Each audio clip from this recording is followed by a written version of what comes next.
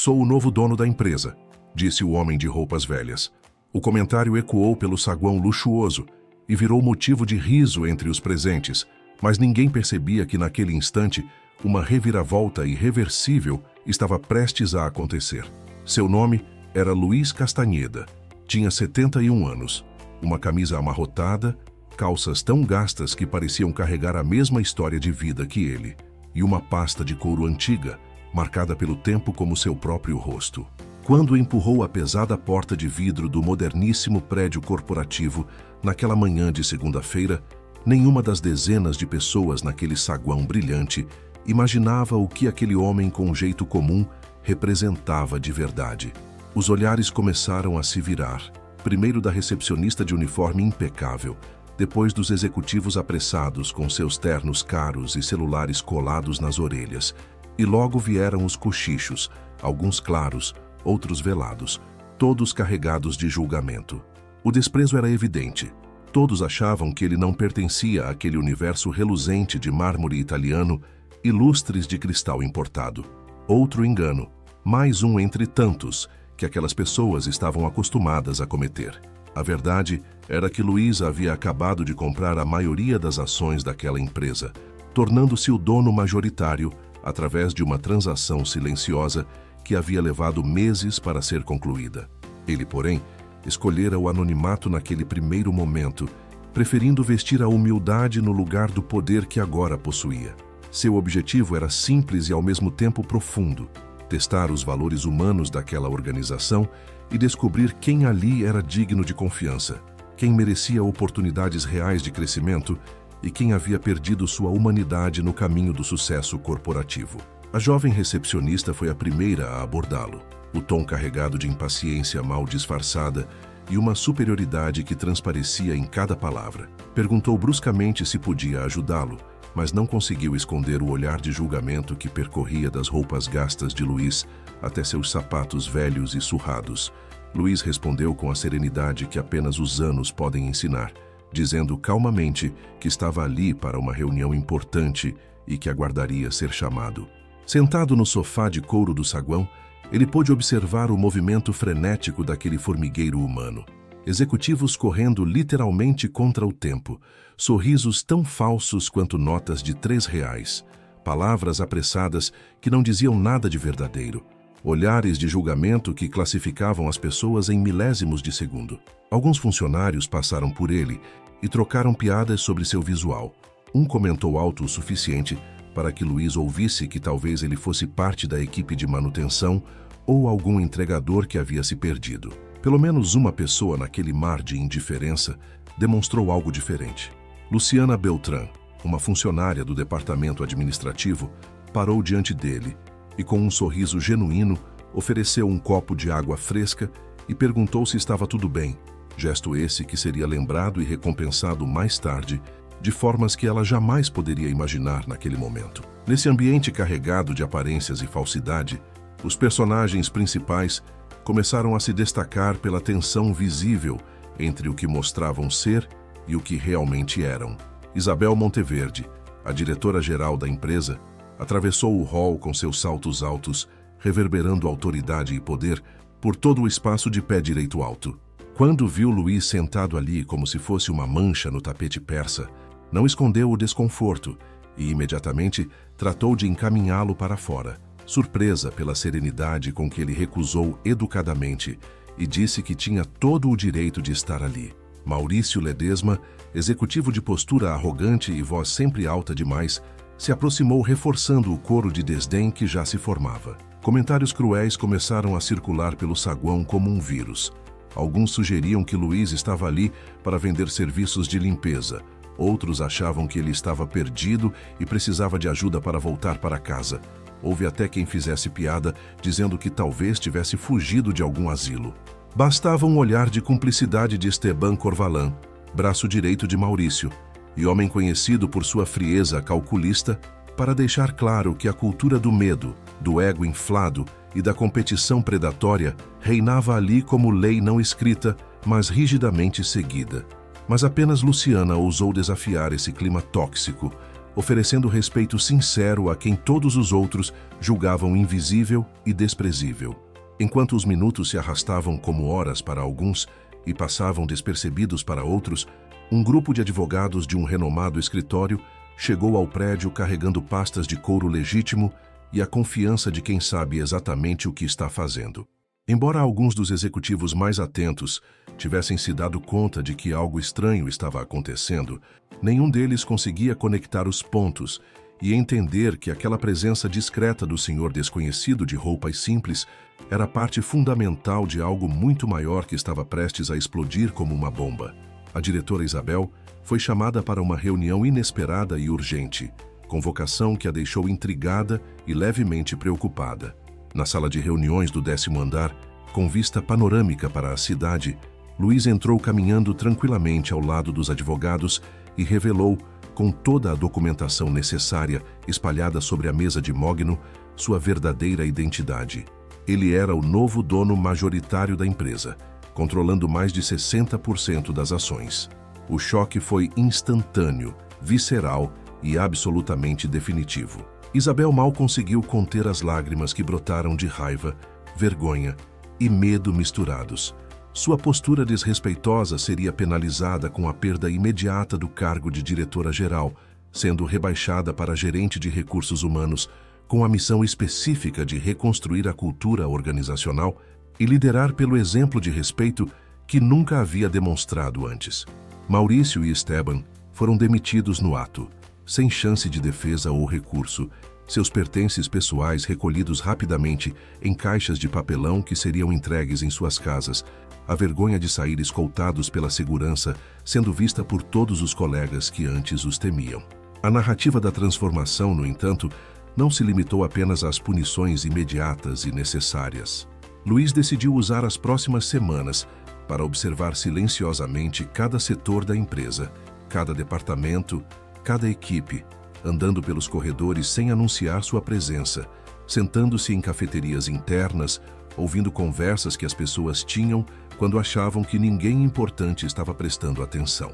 Ele identificou talentos negligenciados escondidos em posições subalternas, funcionários brilhantes e inteligentes que nunca tiveram oportunidades reais de crescimento porque não exibiam as credenciais acadêmicas pomposas ou o visual considerado adequado para os padrões superficiais daquela cultura corporativa doente. Enxergou abusos secretos que aconteciam nas sombras. Um chefe mediano que explorava estagiários fazendo-os trabalhar até altas horas sem reconhecimento ou pagamento adicional. Divisões inteiras onde o medo paralisante da chefia sufocava qualquer tentativa de inovação ou criatividade. Casos graves de assédio moral que eram sistematicamente silenciados pela cultura do medo e pela proteção que os agressores recebiam de superiores coniventes. Alguns episódios mexeram com Luiz de forma especialmente profunda. Uma funcionária idosa que trabalhava na portaria, praticamente invisível aos olhares da maioria que passava por ela diariamente, sem sequer um bom dia, mas que sabia mais sobre as dores, alegrias, problemas familiares e sonhos do time do que qualquer gerente ou diretor jamais saberia. Um contínuo que enfrentava sérias dificuldades financeiras para sustentar a família, acolhido em silêncio por colegas humildes que dividiam marmitas com ele, mas completamente ignorado por supervisores que não consideravam sua existência digna de atenção. Luiz resolveu promover não apenas Luciana, mas também esses e outros nomes subestimados e esquecidos, removendo gradativamente os líderes tóxicos que envenenavam o ambiente e abrindo espaço real para o crescimento de pessoas que demonstravam empatia genuína, integridade inabalável e capacidade de enxergar os outros como seres humanos dignos de respeito. Numa das assembleias gerais convocadas por Luiz algumas semanas depois, ele surpreendeu a todos, narrando histórias do próprio passado doloroso, mostrando como havia sido humilhado décadas antes pelas mesmas aparências enganosas e julgamentos precipitados. Revelou com voz embargada que o verdadeiro segredo do seu sucesso ao longo da vida foi sempre ter valorizado o potencial humano infinito acima de diplomas emoldurados ou roupas de marca italiana. Suas palavras provocaram desconforto profundo em alguns que se remexiam nas cadeiras. Inspiraram outros que sentiram lágrimas nos olhos e deram início a debates acalorados e resistências internas previsíveis. Um grupo significativo do antigo círculo de influência de Maurício tentou organizar discretamente um motim corporativo, espalhando fofocas maldosas sobre o novo dono e criando teorias conspiratórias sobre suas verdadeiras intenções. Luiz, sempre atento e bem informado através de pessoas leais que começavam a surgir, identificou rapidamente a trama e, em vez de simplesmente punir os envolvidos de forma autoritária, propôs um desafio inovador de transformação, equipes multidisciplinares competindo por apresentar as melhores soluções criativas para impactar positivamente o clima organizacional e resolver problemas reais enfrentados pelos funcionários no dia a dia. Os verdadeiros líderes emergentes apareceram não apenas pelo resultado final dos projetos, mas principalmente pela capacidade demonstrada de ouvir vozes diferentes, unir pessoas de backgrounds diversos e construir pontes onde antes só existiam muros de desconfiança. No desenvolvimento gradual desse processo de mudança profunda, o foco da transformação migrou para as imensas dificuldades inerentes a qualquer revolução cultural.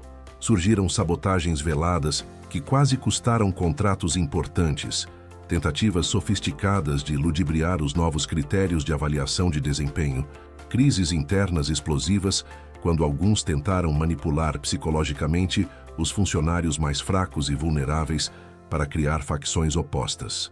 Luiz enfrentou o conflito da desconfiança até mesmo dentro do seu próprio gabinete, quando percebeu através de documentos suspeitos que um dos advogados próximos estava tentando usar de sua influência privilegiada para obter benefícios financeiros próprios através de contratos fraudulentos. O protagonista foi obrigado a ir ao fundo do seu próprio dilema existencial, revivendo traumas antigos que pensava ter superado e encarando de frente o medo paralisante do fracasso que o assombrava nas madrugadas insones. Tudo isso enquanto lidava simultaneamente com cobranças externas pesadas dos outros acionistas minoritários, que duvidavam abertamente do seu estilo pouco ortodoxo e questionavam cada decisão que fugia dos padrões tradicionais do mundo corporativo. Em uma das cenas mais marcantes dessa jornada, Luciana, agora promovida a gerente de um departamento importante, precisou mediar sozinha um conflito explosivo entre jovens talentos recém-contratados, cheios de ideias inovadoras, e funcionários antigos profundamente resistentes a qualquer mudança que ameaçasse suas zonas de conforto estabelecidas. Ela errou em várias decisões iniciais por falta de experiência, sofreu preconceito velado e comentários maldosos sobre sua ascensão meteórica, que muitos atribuíam a favorecimento injusto, mas contou sempre com o respaldo firme de Luiz para crescer através dos erros e aprender as lições que nenhum curso de MBA jamais ensinaria. Surgiu dessa convivência diária e desses desafios compartilhados uma amizade verdadeira e profunda entre eles, baseada em confiança mútua inabalável e no reconhecimento do valor humano que transcende hierarquias artificiais. Em paralelo a toda essa transformação organizacional, acompanhamos o desenrolar da vida pessoal do próprio Luiz, que raramente era vista por outros. Ele relembrava em momentos silenciosos na sua casa vazia, sentado na poltrona que já foi da esposa, as imensas dificuldades do início de sua jornada empreendedora, quando não tinha nada além de sonhos, a perda devastadora da esposa, que partiu cedo demais para um câncer agressivo, o distanciamento doloroso dos filhos adultos ocupados demais com suas próprias vidas para ligar ou visitar o pai, e as próprias dúvidas filosóficas profundas sobre o verdadeiro sentido do poder conquistado e do dinheiro acumulado ao longo de décadas. Essas memórias o faziam hesitar em algumas decisões e questionar se estava no caminho certo, mas também o fortaleciam emocionalmente quando percebia que sua maior missão naquele momento da vida não era apenas transformar mais uma empresa num negócio lucrativo, mas sim coroar e dar propósito transcendente aos últimos anos de uma existência que precisava deixar um legado que fosse além de números e relatórios financeiros. Antes do desfecho dessa transformação, um acidente inesperado e chocante abalou toda a empresa. um colaborador dedicado, sofreu um sério problema cardíaco no ambiente de trabalho, desmaiando durante uma reunião tensa. Foi Luciana quem assumiu imediatamente a liderança do socorro, acionando rapidamente os protocolos de emergência e envolvendo todo o Departamento de Recursos Humanos em um processo urgente de revisão completa das normas de segurança e saúde ocupacional que estavam claramente defasadas. Luiz usou esse momento crítico para demonstrar na prática uma lição fundamental. Empresas verdadeiramente humanas vão muito além da busca obsessiva pelo lucro ou da manutenção de aparências corporativas vazias. Elas cuidam genuinamente das suas pessoas, especialmente nos momentos de maior fragilidade e vulnerabilidade. A ação coordenada, acompanhada atentamente por todos os níveis hierárquicos, desde estagiários até diretores, restabeleceu gradualmente um espírito de equipe que há muito estava perdido e deu início a uma campanha interna abrangente de valorização da saúde mental e física, feita não por obrigação legal ou pressão externa, mas por genuína preocupação com o bem-estar de cada indivíduo que dedicava suas horas e energia àquele lugar. Nos momentos finais dessa transformação que havia levado meses, Luiz convocou uma reunião geral decisiva com absolutamente todos os funcionários da empresa, do pessoal da limpeza aos executivos remanescentes. Compartilhou abertamente os resultados concretos e mensuráveis das mudanças implementadas. Melhoria significativa nos índices de satisfação dos colaboradores que agora realmente gostavam de trabalhar ali. Aumento impressionante da produtividade sem aumento de carga horária. Explosão de criatividade nos projetos que começaram a ganhar reconhecimento no mercado. E, acima de tudo, o estabelecimento de relações humanas visivelmente mais saudáveis, solidárias e autênticas em todos os níveis da organização. Em um gesto que comoveu muitos até as lágrimas, ele convidou ex-funcionários que haviam sido expulsos injustamente no passado por gestões anteriores para voltarem ao prédio e contarem suas histórias dolorosas, promovendo assim uma cultura de escuta ativa e reconhecimento de erros históricos.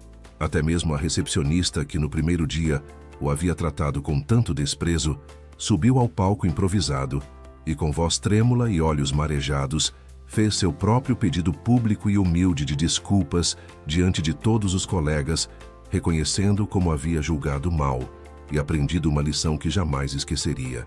Luiz encerrou aquele ciclo transformador, afirmando com voz emocionada, que tremia levemente, que ali naquela empresa renascida deixava seu maior e mais importante legado de uma vida inteira. E não era uma fortuna em dinheiro ou ações valiosas, mas sim uma lição fundamental que transcendia negócios. Respeito genuíno é a semente invisível, mas poderosa de toda a verdadeira grandeza humana. Sozinho naquela mesma noite, de volta à sua casa silenciosa, Luiz terminou o dia sentado em sua poltrona favorita, olhando longamente para uma fotografia antiga amarelada pelo tempo, lembrando com saudade doce do olhar carinhoso da esposa que tanto amava e sentindo no fundo da alma que, de fato, havia feito uma diferença real no mundo. Seus pensamentos viajaram para o futuro incerto, onde esperava sinceramente que aquele prédio imponente, com todos os seus dramas humanos intensos e triunfos conquistados com suor, pudesse se tornar símbolo vivo de um tempo novo, onde as pessoas valem mais que lucros e onde dignidade não é negociável em nenhuma circunstância. E você que acompanhou essa história até aqui, permita-se uma reflexão honesta. Quantas vezes julgou alguém apenas pela aparência externa ou pelas primeiras impressões superficiais? Como seria este mundo se todas as pessoas fizessem mais pausas para realmente ouvir quem está ao lado, oferecessem mais sorrisos genuínos vindos do coração e estendessem mais mãos, sem esperar nada em troca? Se esta história tocou você de alguma forma, escreva nos comentários que valoriza narrativas de transformação verdadeira. Conte seu nome e sua idade e prepare-se para fazer parte de próximas histórias onde o respeito vale infinitamente mais do que todo o ouro do mundo. A história finaliza convidando o público para refletir. Quantas vezes você, que escuta agora, julgou alguém pela aparência? Como seria o mundo com mais pausas para ouvir, mais sorrisos genuínos e mãos estendidas? Se chegou até aqui, Escreva nos comentários que valoriza histórias de transformação. Diga seu nome e idade. E prepare-se para fazer parte de uma próxima história, onde respeito vale mais do que ouro. E claro, não esqueça de se inscrever no canal para viver outras jornadas como esta. Nunca subestime ninguém pela aparência. O valor real de uma pessoa não está nas roupas, mas no caráter. Respeito é a base de qualquer grande conquista e revela quem realmente somos. Empresas e pessoas crescem quando colocam humanidade acima do ego.